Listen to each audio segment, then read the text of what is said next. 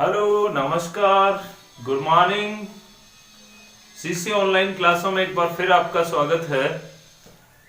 राजनीति विज्ञान में हम लोग न्याय जस्टिस पढ़ रहे थे और जस्टिस में हमने कुछ डिस्कस किया, तो थोड़ा सा आप मेरे साथ रिवाइज करें। देखिए, उसमें हमने जो टॉपिक लिया था जस्टिस में, उसमें हमारा टॉपिक जो था वो था न्याय। और न्याय में सबसे पहला जो व्यक्ति था वो न्याय की संकल्पना देने वाला था प्लेटो। और प्लेटो ने न्याय की क्या परिभाषा दी, थोड़ा सा आप याद करें। हाँ, आप लोग याद करें। तो देखो, मैं बता देता हूं आपको। प्लेटो ने ये कहा था कि प्रत्येक व्यक्ति को अपने निर्दिष्ट कार्यों को करना, प्रत्येक व्यक्ति का अपने निर्दिष्ट कार्यों को करना और दूसरे के कार्यों में हस्तक्षेप नहीं करना ही क्या है, न्याय है। और निर्दिष्ट कार्यों का मतलब यहां ये था कि वह जिस कार्य में निपुण है उस व्यक्ति को उस कार्य को करना चाहिए, दूसरे के कार्यों में उससे हस्तक्षेप नहीं करना चाहिए। यही क्या है, न्याय है। जैसे हमने इसको यूं समझा था कि एक स्टूडेंट है, स्टूडेंट का काम केवल क्या है, पढ़ाई करना है, न कि उसको घरेलू कार्यों में हस्तक्षेप करना कि भाई ऐसा नहीं, ऐसा होना चाहिए, ऐसा होना चाहिए। वो अपने ही कार्यों तक सीमित रहना चाहिए, क्योंकि उसको निर्दिष्ट कार्य है कि जब तक वह सक्षम नहीं हो जाता, अपनी कंप्लीट नहीं कर लेता अपनी पढ़ाई को, तब तक वह दूसरे कार्य नहीं करे। इसके आगे उन्होंने एक पुस्तक थी उनकी, उस पुस्तक का नाम क्या था, आप लोग ध्यान दें। वो क्या नाम था, प्लेटो की बुक का नाम क्या था, रिपब्लिक। प्लेटो ने एक बुक्स लिखी, उसका नाम था रिपब्लिक। और रिपब्लिक में पहली बार उन्होंने न्याय का कॉन्सेप्ट दिया था। यानी यूनानी वह दार्शनिक जिसने पहली बार न्याय की बात करी वह थे प्लेटो। और प्लेटो ने कहा निर्दिष्ट कार्य, आपने ये देख ही लिया। प्लेटो ने न्याय के कितने प्रकार बताए थे, दो प्रकार बताए थे, एक सामाजिक न्याय और एक व्यक्तिगत न्याय। व्यक्तिगत न्याय और सामाजिक न्याय। व्यक्तिगत न्याय से पहले उन्होंने कहा कि प्रत्येक मनुष्य में आत्मीय गुण पाया जाता है, आत्मीय संबंधों की बात करता है, आत्मीय गुण तत्वों की बात करता है। आत्मीय तत्वों में उनका 3 तत्व होते हैं, प्रत्येक व्यक्ति में कमोबेश 3 तत्व पाए जाते हैं। और इन 3 तत्वों के आधार पर उन्होंने जो बात करी थी वो थी व्यक्तिगत न्याय। व्यक्तिगत न्याय में उन्होंने 3 तत्व बताए, जैसे पहला बताया बुद्धि, दूसरा बताया शौर्य, तीसरा बताया आपको क्या, शौर्य के बाद में तृष्णा। क्या बताया, तृष्णा। और उन्होंने कहा बुद्धि, शौर्य, तृष्णा कमोबेश प्रत्येक व्यक्ति में ये गुण पाए जाते हैं। किसी में ज्यादा है तो किसी में कम है, किसी में शौर्य ज्यादा है तो किसी में बुद्धि ज्यादा है और किसी में तृष्णा। प्रत्येक व्यक्ति में एक ऑलराउंडर नहीं है कि ये तीनों ही गुण पाए जाते हैं। और इन गुणों के आधार पर उन्होंने जो समाज की रचना की उसको उन्होंने सामाजिक न्याय में लिया। और यहाँ पर उन्होंने ये कहा कि समाज के कितने वर्ग हैं, समाज के 3 वर्ग हैं।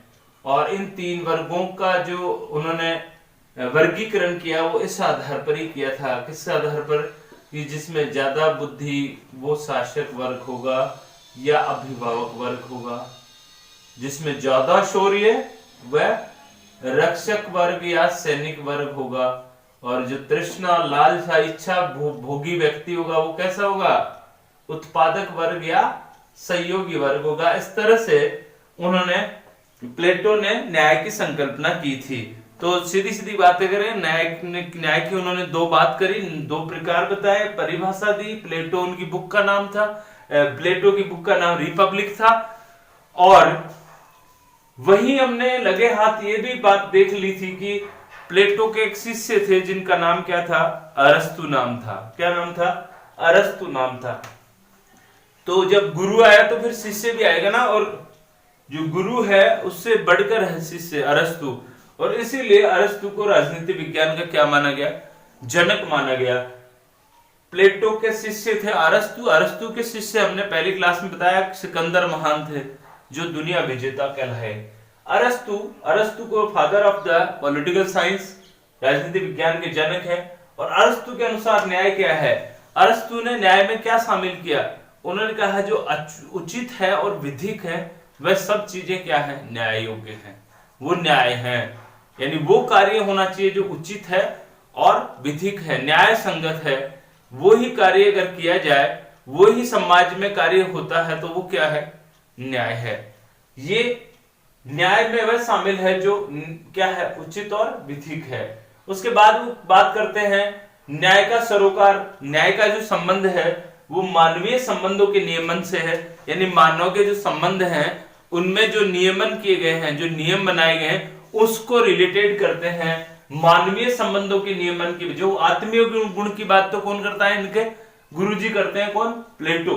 और मानवीय संबंधों के नियमन की बात कौन करता है? अरस्तु बात करता है। आपको ध्यान रखना, छोटे छोटे प्रश्न यहां से पूछे जाते हैं कई बार। वन वर्ड जो एक नंबर का जो प्रश्न आता है माध्यमिक शिक्षा बोर्ड के द्वारा, उस तरह से मानवीय संबंधों की बात करने वाला कौन है? प्लेटो या अरस्तु। तो अरस्तु आपको यहाँ बताना है। और आत्मीय तत्वों की बात करने वाला प्लेटो है। और अरस्तु की बुक का नाम है एथिक्स है। बुक का नाम क्या है? एथिक्स है। और एथिक्स में ही क्या किया गया है? न्याय को परिभाषित किया गया है, या न्याय का उल्लेख किया गया है। इसलिए यहां पर क्या आती है? एथिक्स का नाम आया है। यानी न्याय जो है वो कहां है? एथिक्स में बताया गया है। इसके अलावा अगर आप लोग देखें तो प्लेटो की प्रसिद्ध बुक है जिसका अरस्तु की प्रसिद्ध बुक है जिसका नाम है पॉलिटिक्स। पॉलिटिक्स। और इस पॉलिटिक्स में भी पहली बार राजनीति शब्द का प्रयोग किया गया, इसलिए इसे हम लोग राजनीति का जनक भी कहते हैं। यानी पहली बार इन्होंने बताया नगर राज्यों से आगे चलकर आपका जो राजनीति विज्ञान जो स्टार्ट हुआ है, तो पॉलिटिक्स बुक इनकी है। लेकिन यहाँ जो न्याय की बात करी गई है वो इथिक्स बुक में करी गई है, इसलिए इसका उल्लेख इस लेशन में, आपके लेशन में पॉलिटिक्स का उल्लेख नहीं किया गया, इथिक्स के अंतर्गत आता है। फिर आगे देखिए उन्होंने न्याय की क्या परिभाषा दी। जैसे कि प्लेटो, उनके गुरुजी ने क्या दी थी कि व्यक्ति को अपने निर्दिष्ट कार्यों को करना, दूसरे के कार्य में हस्तक्षेप नहीं करा, प्लेटो कहता है। तो फिर अरस्तु भी तो कहता होगा। तो अरस्तु ने कहा कि समाज में पद प्रतिष्ठा, मान सम्मान, धन संपदा का वितरण अंक गणितीय अनुपात में न होकर, अंक गणितीय अनुपात में न होकर, यानी आपको समाज में जो मान सम्मान मिलेगा, आपके पास धन संपदा आएगी, आपको जो लाभ मिलेगा, प्रतिष्ठा मिलेगी, वह अंक गणितीय अनुपात में न होकर गणितीय, रेखा गणितीय अनुपात में होना चाहिए। रेखा गणित, अंक गणित और रेखा गणित, जहां आप लोग अंकों का अध्ययन करते हैं गणित में, जैसे 2 और 2 4 है, उसका अगर हानि लाभ लेते हैं हम लोग, तो उसका डिवाइडेशन अंक गणित के आधार पर करते हैं, तो लगभग बराबर होता है। लेकिन अगर हम रेखा गणित की बात करें तो जहां जैसे आप लोग पाइथागोरस परिमेय को पढ़े तो उसमें एक कर्ण जो है वो सबसे बड़ा होता है, त्रिभुज का जो भुजा होती है, और आधार और लंब का वर्ग उसके बराबर होता है। तो जहां हम लोग उसके कोणों को बांटते हैं तो उसमें रेखा गणित यानी उसके अनुपात में उसको क्या मिला है? हिस्सा मिला है। तो यहाँ ये कहता है समाज में पद प्रतिष्ठा, मान सम्मान, धन संपदा का वितरण जो है अंक गणितीय अनुपात में न होकर रेखा गणितीय अनुपात में होना चाहिए। यथार्थ सबको बराबर हिस्सा नहीं मिलना चाहिए, सबको बराबर हिस्सा नहीं मिलना चाहिए। तो क्या मिलना चाहिए? प्रत्येक व्यक्ति को अपनी योग्यता के अनुसार हिस्सा मिलना चाहिए। यही क्या है? अरस्तु के अनुसार न्याय है। अरस्तु के अनुसार न्याय क्या है कि प्रत्येक को अपनी योग्यता के अनुसार उसका हिस्सा मिलना चाहिए। इससे का मतलब समाज में जो भी धन संपदा है, समाज में जो भी मान सम्मान है, प्रतिष्ठा है, संपत्ति है, लाभ है, उत्तरदायित्व है, उसकी कैपेसिटी, क्षमता या योग्यता के आधार पर उसको मिलना चाहिए, न कि अंक गणितीय आधार पर मिलना चाहिए, रेखा गणितीय अनुपात में मिलना चाहिए। यानी आनुपातिक बात करता है, और ये है अरस्तु, यही न्याय है। तो यहां थोड़ा आप लोग आप अपने शब्दों में इसको लिखें तो कैसे लिखेंगे? अरस्तु के अनुसार न्याय क्या है? अरस्तु के अनुसार समाज में जो धन संपदा है, जो आपकी मान सम्मान है, लाभ है, ये सब जो वितरण है वो योग्यता के आधार पर होने चाहिए, न कि सबको बराबर मिलने चाहिए। रेखा गणितीय अनुपात में किए जाने चाहिए, न कि अंक गणितीय अनुपात में किए जाने चाहिए, क्योंकि उसकी योग्यता के अनुसार उसको क्या मिलना चाहिए? हिस्सा मिलना चाहिए। यही क्या है? न्याय है। आगे देखिए अरस्तु ने भी जिस प्रकार प्लेटो ने 2 प्रकार बताए, वैसे ही अरस्तु ने भी न्याय के कितने प्रकार बताए? 2 प्रकार बताए, जिसमें पहला वितरणात्मक न्याय या राजनीतिक न्याय और दूसरा सुधारात्मक न्याय। पहला जो बताया उन्होंने वितरणात्मक न्याय। अरस्तु के अनुसार न्याय के 2 प्रकार हैं। पहला वितरणात्मक न्याय। वितरणात्मक न्याय तो सेम वही है जो उन्होंने परिभाषा दी है। वितरणात्मक न्याय क्या कहता है कि समाज में जो मान सम्मान है, पद प्रतिष्ठा है, धन संपदा है आदि का वितरण व्यक्ति की योग्यता और योगदान के अनुसार होना चाहिए। यानी व्यक्ति को वही जो वितरण किया जाना चाहिए, जिसमें आपको पद प्रतिष्ठा मिलनी चाहिए, उसको मान सम्मान जो मिलना चाहिए, धन संपदा आदि का वितरण जो किया जाना चाहिए, वो व्यक्ति की योग्यता और योगदान, समाज में उसका योगदान क्या रहा और उसकी योग्यता क्या है। जैसे आप लोग देखिए, एक आईएएस परीक्षा को पास करने के बाद में कलेक्टर बनता है, इसलिए उसका मान सम्मान, उसकी पद प्रतिष्ठा, धन लाभ जो मिलता है वो उससे नीचे वाले जो कैडर के लोग हैं, जैसे आप ये गए 4th क्लास कोई व्यक्ति है तो उसको और उसको बराबर नहीं मिलना चाहिए, क्योंकि आनुपातिक समानता के पक्षधर हैं कौन? अरस्तु। वो कहते हैं जिस अनुपात में उन्होंने क्या किया, मेहनत की, इसलिए वो आईएएस बने, उन्होंने रात रात भर पढ़ाई की है, इसके अनुपात में उसको क्या मिलना चाहिए? लाभ और उत्तरदायित्व मिलना चाहिए समाज का, ताकि वो जिले को डीलिंग कर सके। तो आनुपातिक समानता के पक्षधर हैं। और आगे उन्होंने ये कहा है, अरस्तु आगे क्या कहते हैं, देखिए, उन्हीं लोगों को शासन की बागडोर मिलनी चाहिए जो शासन करने के लिए क्या है? योग्य है और उनमें सामर्थ्य है। उन्हीं व्यक्तियों को क्या मिलना चाहिए? शासन की बागडोर सौंपी जानी चाहिए जिनमें शासन करने की योग्यता और क्षमता है। लाभ और उत्तरदायित्व व्यक्ति की क्षमता और सामर्थ्य के अनुसार ही दिया जाना चाहिए। यही न्याय है। कितनी अच्छी बात करी अरस्तु ने, योग्यता और क्षमता के अनुसार ही शासन के कार्य भी उन्हीं को मिलनी चाहिए जो शासन में योग्य हों। लेकिन आज आप डेमोक्रेसी में देखिए, आज की डेमोक्रेसी क्या कहती है?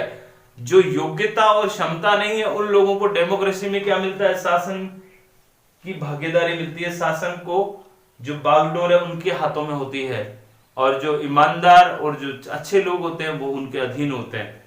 जैसे जो बाहुबली लोग होते हैं, जो धन के आधार पर चुनाव लड़ते हैं, और जो योग्य व्यक्ति नहीं होते वो चुनाव जीत जाते हैं, और योग्य व्यक्ति होते हैं वो चुनाव हार जाते हैं। तो उन्हीं लोगों को शासन की बागडोर सौंपी जानी चाहिए जिसमें शासन की योग्यता और क्षमता हो, यानी क्षमता हो, उन्हें योग्यता हो कि वो शासन को चला सके, भली भांति रूप से वो क्या है, लोगों के अधिकारों की रक्षा कर सके।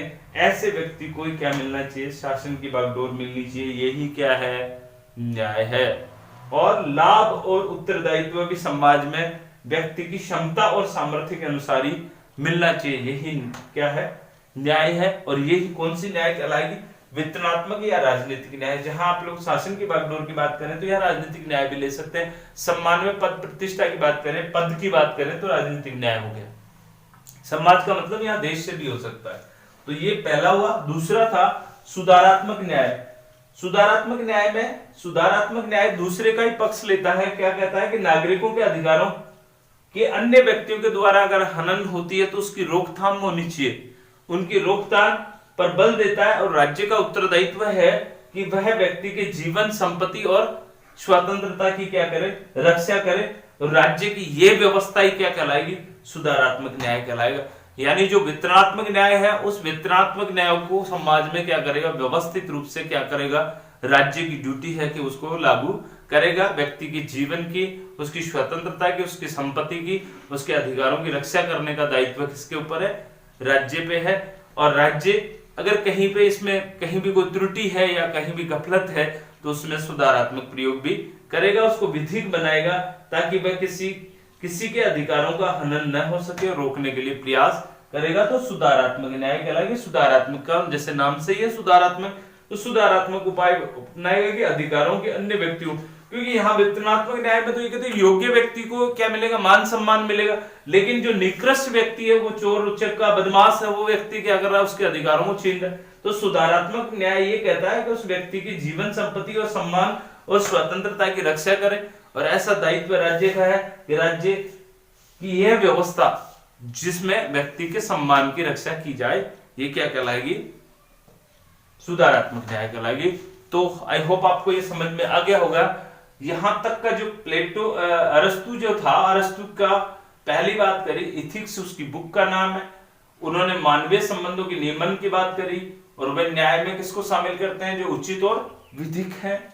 कौन है, राजनीति विज्ञान के जनक है, कौन है, प्लेटो के शिष्य हैं।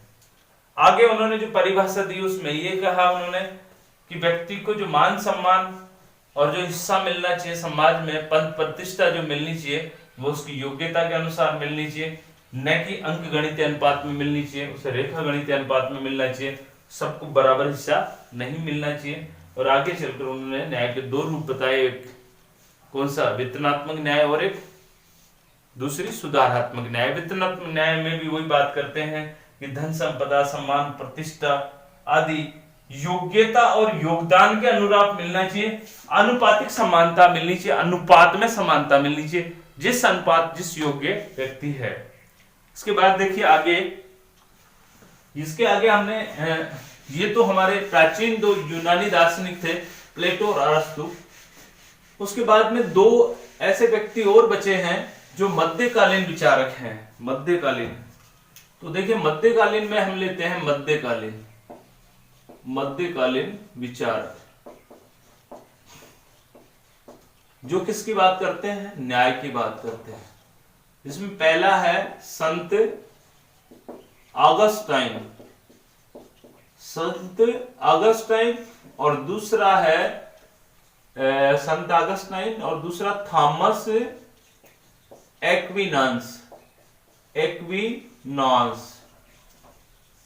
एक्विनास। देखिए संत ऑगस्टाइन को लें आप लोग। संत ऑगस्टाइन जो पहला जो आप लोग मध्यकालीन जो विचारक उसमें पहला है, और इनका जो सिद्धांत है, उन्होंने एक सिद्धांत दिया था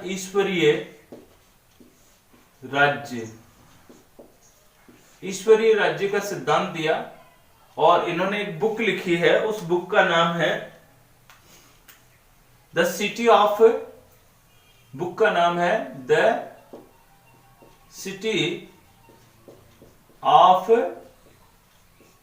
गॉड। याद करना है स्टूडेंट, आपको याद करना है, द सिटी ऑफ गॉड किसने लिखी, संत ऑगस्टाइन। और ईश्वरीय राज्य का क्या देता है, वो सिद्धांत देता है। और जो द सिटी ऑफ गॉड, जैसे द सिटी ऑफ गॉड में आप लोग देखिए ईश्वरीय राज्य की बात करी गई है, तो इसका जो आप लोग मीनिंग्स देखें तो वो भी गॉड को परिभाषित करता है।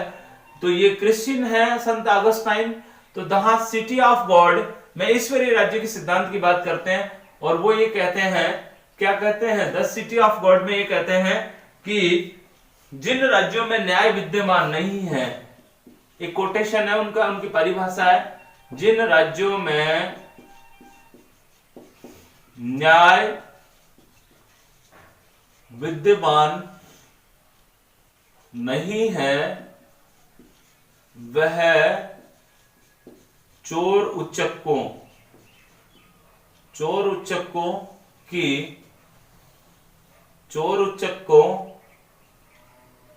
की खरीद फरोख्त है। ध्यान रखना है, किसने कहा ये बात, संत ऑगस्टाइन ने कहा कि जिन राज्यों में न्याय विद्यमान नहीं है वह चोर उच्चकों की खरीद फरोख्त है। वह राज्य नहीं है, वो क्या है, एक तरह से ऐसा बाजार है जहां चोर उच्चकों की क्या की जाती है, चोर उच्चकों का मतलब ऐसे जो निकृष्ट लोग हैं, जो झूठ बोलते हैं, जो गलतियां करते हैं, जो पापी हैं, ऐसे व्यक्ति क्या है, जो अन्यायी हैं, उनकी खरीद फरोख्त का क्या है, वहां एक मेला लगा हुआ है, या ये कह सकते हो बाजार लगा हुआ है। और वो ये कहते हैं कि राज्य के प्रति कर्तव्य पालन, छोटी सी परिभाषा है कि राज्य के प्रति कर्तव्य पालन रखना ही क्या है, ईश्वरीय राज्य के लिए न्याय है। राज्य के प्रति कर्तव्य पालन करना ही क्या है, न्याय है। ऐसा कौन कहते हैं, संत ऑगस्टाइन कहते हैं। तो संत ऑगस्टाइन के बारे में दो तीन बातें याद रखनी है आपको।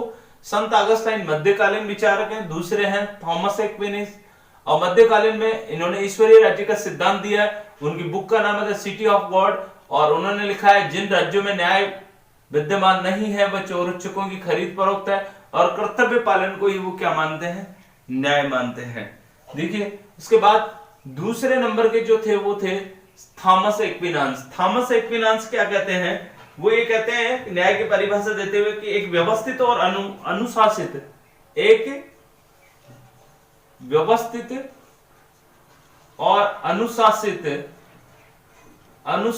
जीवन व्यतीत करने के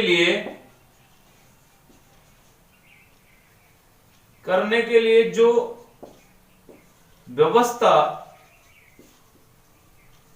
स्थापित की जाए वही न्याय है।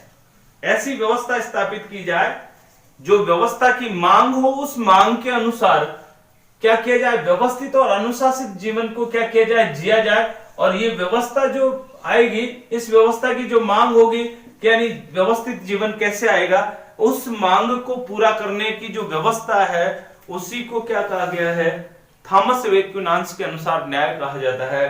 तो न्याय का जो कॉन्सेप्ट था वो मध्यकालीन और प्राचीन में जो यूनानी आपके प्लेटो और आपका अरस्तु कंप्लीट हुआ, और साथ में मध्यकालीन संत ऑगस्टाइन और संत एक्विनास कंप्लीट हुआ। तो ये दो जो चीज है उसमें एक शॉर्ट में आप लोग संत ऑगस्टाइन का और थॉमस एक्विनास का कोई ज्यादा नहीं है, इतना सही बात है। ये व्यवस्थित और एक अनुशासित जीवन जीने के लिए, व्यतीत करने के लिए जो राज्य की तरफ से जो क्या बनाया जाए, व्यवस्था बनाई जाए, जिस व्यवस्था की मांग समाज करता है वो मांग ही क्या कहलाएगी, वह व्यवस्था ही क्या कहलाएगी, न्याय कहलाएगी। तो आज की क्लास शायद आपको समझ में आई होगी। अगर आपको मेरी क्लास अच्छी लगी तो इसको शेयर करें, ज्यादा से ज्यादा सब्सक्राइब करें, लाइक करें। मिलते हैं अगली क्लास में। अगला टॉपिक हमारा है आधुनिक जो विचारधारा है, आधुनिक जो काल है, उस काल में न्याय क्या है। Thank you very much.